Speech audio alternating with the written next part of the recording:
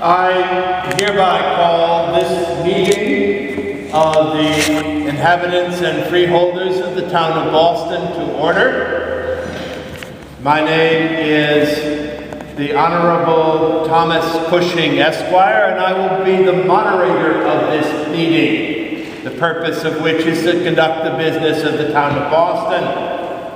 Now, I'm aware that normally it is indeed the part of the moderator to stand in front of you, but alas, I have been more successful than usual recently, and I am now paying the cost of that success with an attack of the gout. So I will sit if you do not mind. Now, as I look out at you, the one thing that I am quite aware of, indeed, is that I am seeing a lot of faces I do not normally see at town meeting, and indeed, many of you are dressed as if you have just recently arrived here from foreign climates.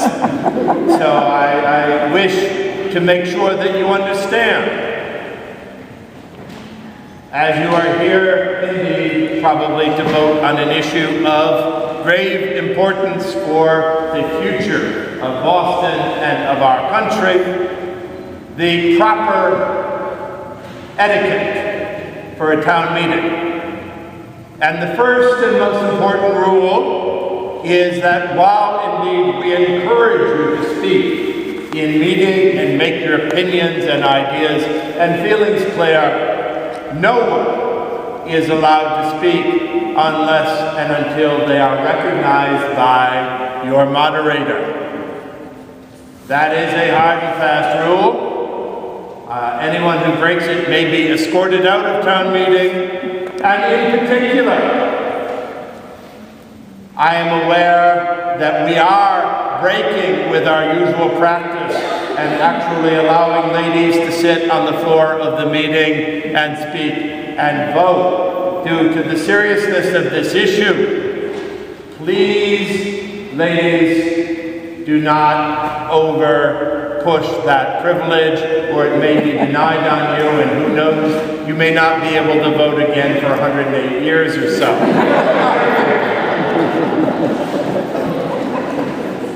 The second thing that I would like to say is that after while someone is speaking, we do ask you to do the courtesy of allowing them to speak. After they have finished, you may and indeed are encouraged to exercise your right to express your agreement or disagreement with what that person has just said. Indeed, that is your responsibility to attempt to sway the other voters to your position. So we have particular ways of doing that.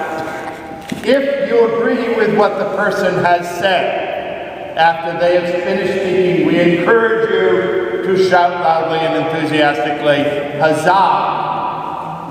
And now, as I said, many of you probably have not had much practice doing that. I would like to give you a chance to practice that before we actually begin our debate. So, as if you enthusiastically agree with what someone has said, on the count of 3, let us all shout huzzah. 1, 2, 3, huzzah!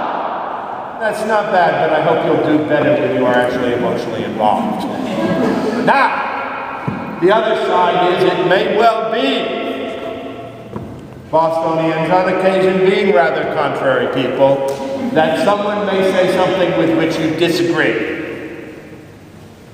In which case, you are invited and encouraged to express your disagreement by vigorously shaking your fist in the air, nowhere near the head and face of the person with whom you disagree, please, and shouting "Fie," that is F-I-E. So now, let us say that someone has just said something with which you significantly disagree, such as that we ought to repledge our loyalty to His Majesty the King of England. You will say on the count of 3, 1, 2, 3, 5. That's pretty good. I think we're in pretty good shape. So now, I would like to welcome you to town meeting on this, the 5th day of August in the year 1812.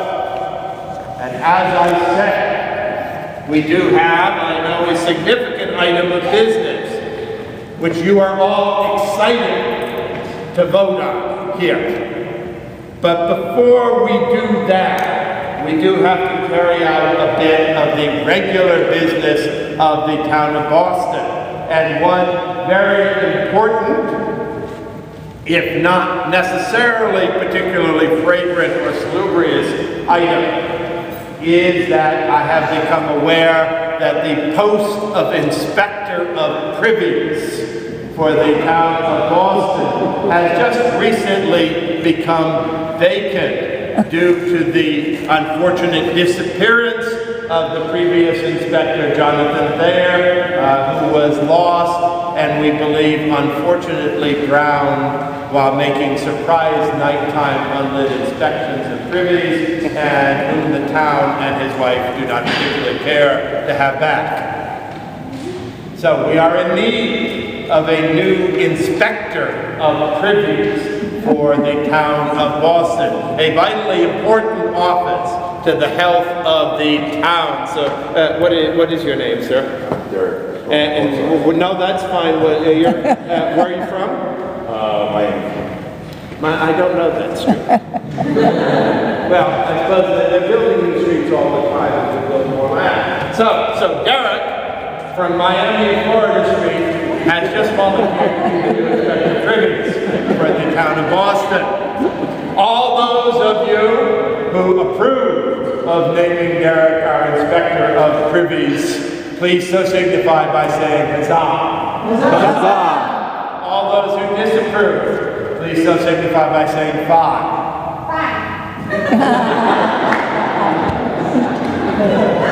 Luckily, there's only one. We'd have to have you fight over the privilege of going into people's privies. So, basically, the vote is overwhelmingly in approval. Derek from Miami and Florida Street is our new privy inspector for the town of Boston, and this is your sign and seal of authority. All you need to do is show this, and anyone in Boston is required to immediately open their privy, no matter what may be happening in it, to your inspection. Thank you very much. You are, of course, following in quite illustrious footsteps of our great privy inspector, Mr. Paul Revere.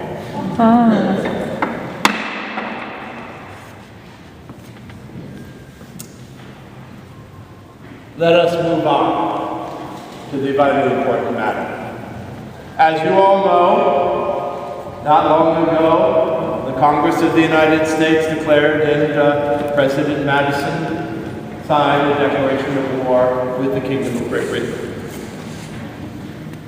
As you are also all aware, in this town, that declaration of war has not been met with universal approval.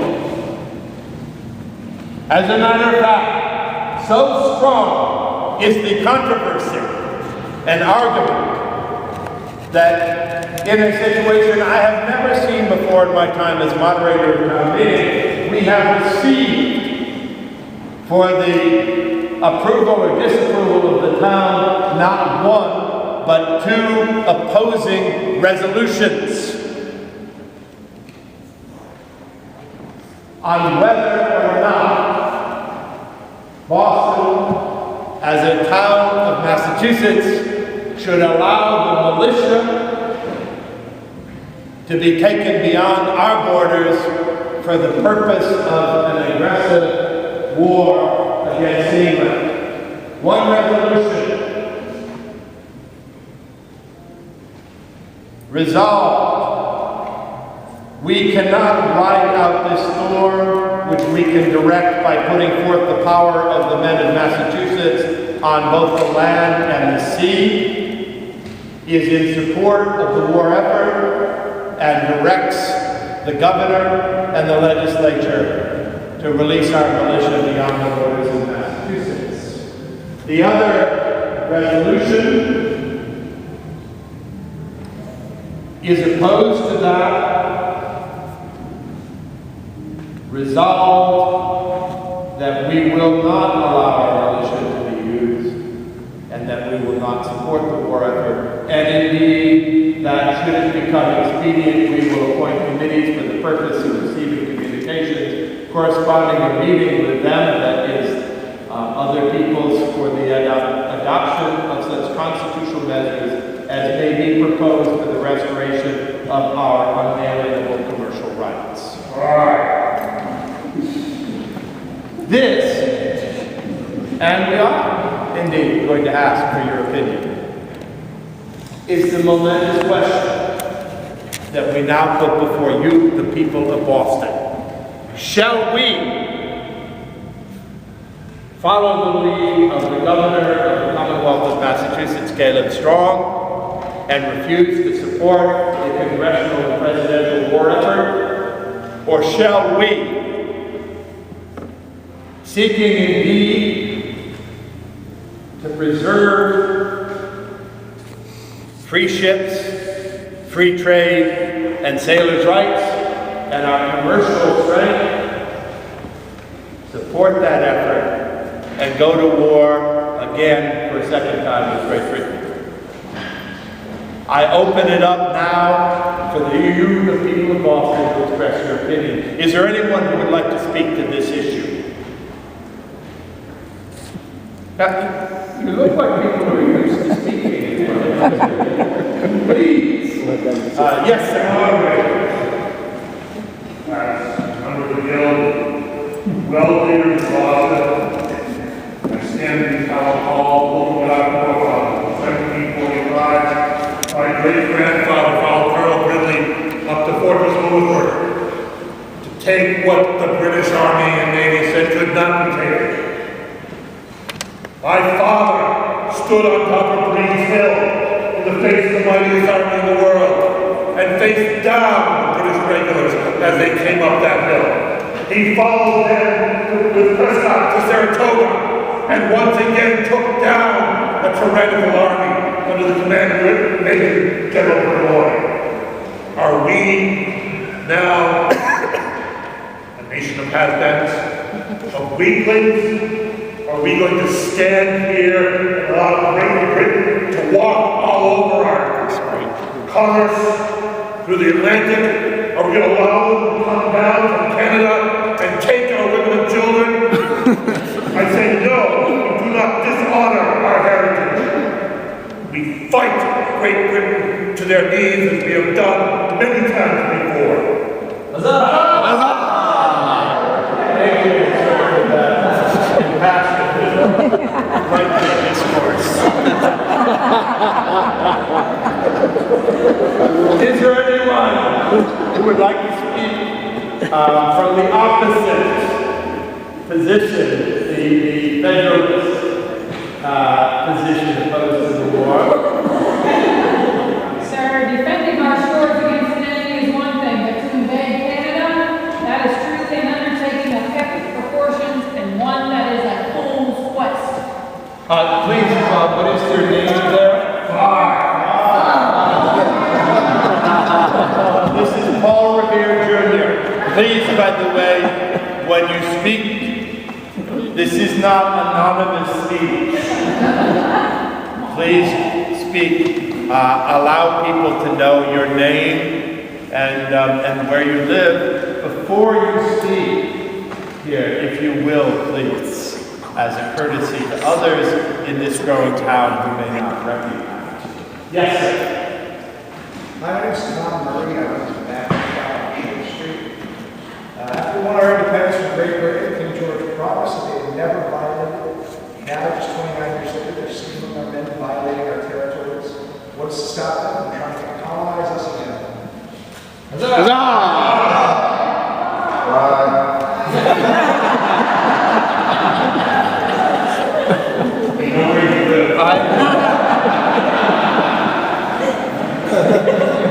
I'm still, though, having trouble finding Miami, Florida Street on the map. I would encourage you, people, if you do feel strongly about this issue, please express your approval or disapproval of the previous speaker as loudly as you can. I begin to wonder if this is as important an issue as I thought. And certainly, please engage in speaking to the issue. Now, I know I saw one person who wished to be recognized over on this side. Yes. I'm Charles Goldfinch, Superintendent of Police for Goldfinch Street.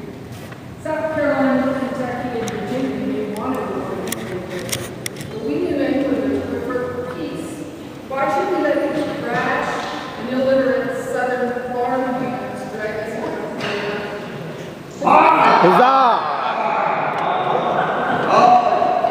Yes, with the,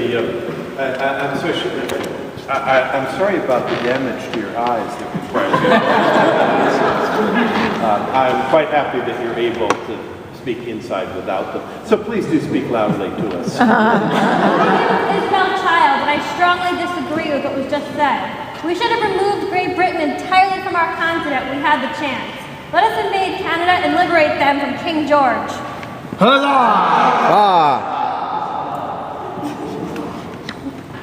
Is there anyone else? Oh, yes, sir. Thank you. I'm Samuel Abbott from South Street, and she's got it all wrong. Why are we not fighting Napoleon? He's the real reason our sailors have been taken by Great Britain. Let's join with the British and rid the world of the little corporal for once and for all.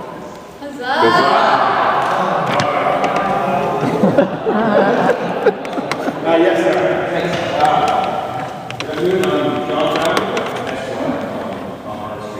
If we do not fight Great Britain, we will once again be enslaved by overlords and lose our hard-won freedoms, like they fought for in this very building, in these seats. It would be a great insult to our founding fathers, many of whom came from New England, many of whom spoke right where I am right now. I say we go to war! Yes. I'm Mary, and I am from Mill Street, and you've all seen me before. My family has greatly suffered. My husband, Daniel, he's been taken from his vessel and made to join that British Navy. We are now forced to rely on the help from our neighbors. I'm fearful that he'll never return. Please return our stolen men. Yes, sir. My name is Benjamin Wilson. I'm a mariner who live on Leopard Street. How many of you here remember the Battle of the Chesapeake and the Lepers? Many. It took 7 years. 7 years to get our sailors back. One of them, a man from right here in the great Commonwealth of Massachusetts. How long will it take to get the others back without a war? Free trade and sailors' rights.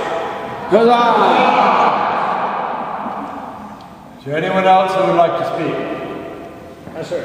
Yes, in the yellow and then further back. I'm Rolf Preston, a boatman from High Street. The 1807 embargo almost ruined our town, even though it was supposed to hurt Great Britain. This war will bring ruin as well, but instead of goods, we'll lose our fathers, brothers, and sons.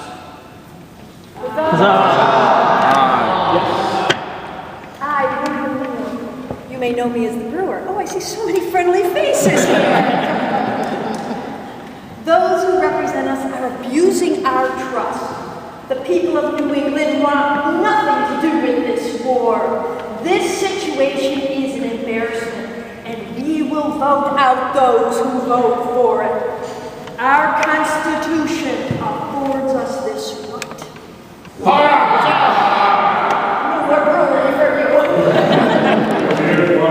Yes, the lady with the bird on her head there. The only popular dress over in the play. My name is Jane Sargent, and I agree with one of the previous speakers that France is the real problem here. They are a mere dictatorship. There's no liberty or democracy there. Their revolution has failed. President Madison's war supports the reign of Napoleon and will destroy us sooner than Great Britain ever will.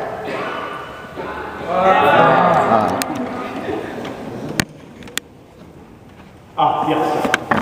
My good sir, as ambassador to Russia, I, John Quincy Adams, must declare as for war against either France or England, I cannot believe in its effectiveness. Nations would sacrifice men by the hundreds and thousands for treasures worth hundreds of millions. For nothing, nothing is worse than paying little attention to the real interest of the people. Thank you, Mr. Adams. By the way, you will have to tell us sometime how you got your hair back. Well spoken, though. You might be president someday. Is there anyone else who would like to speak? In that case, is there anyone else? Ah, yes, I'm sorry, sir. I fear my eyes are getting false. Everybody is familiar with leaders here, I must disagree with the previous speaker's statements when she spoke about democracy and voting out our leaders. One must know that our leaders have, in fact, been elected by us and they have made the choice, and we must follow that choice. War has been declared, every patriot heart must unite in support. He who is not for us is against us.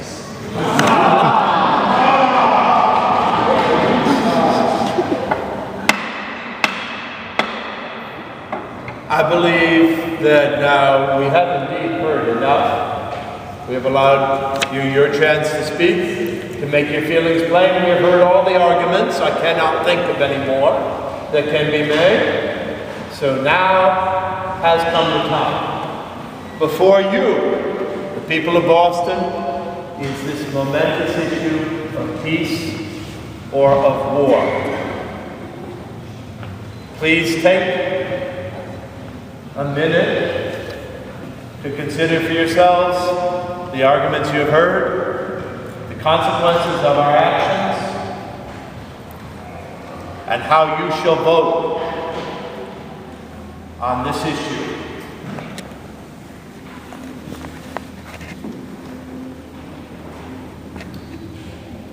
On the resolution petition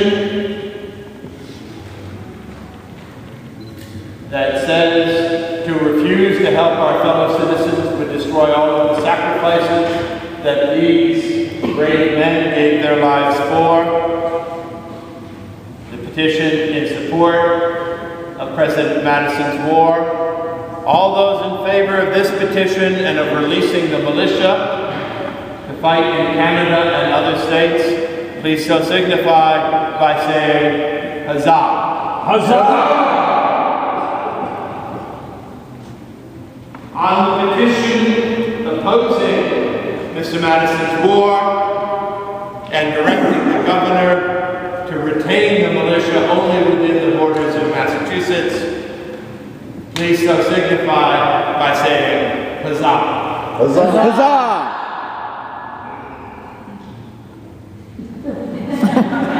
It sounded to me as though I possibly heard more voices in support of the first petition and louder voices in support of the second. I fear we will have to have a division of the House. Will all those in favor of the petition in support of the war please stand up?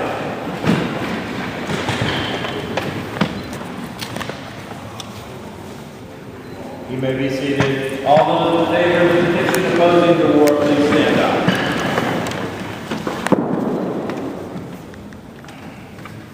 I do believe, by a very narrow margin, the first petition has won.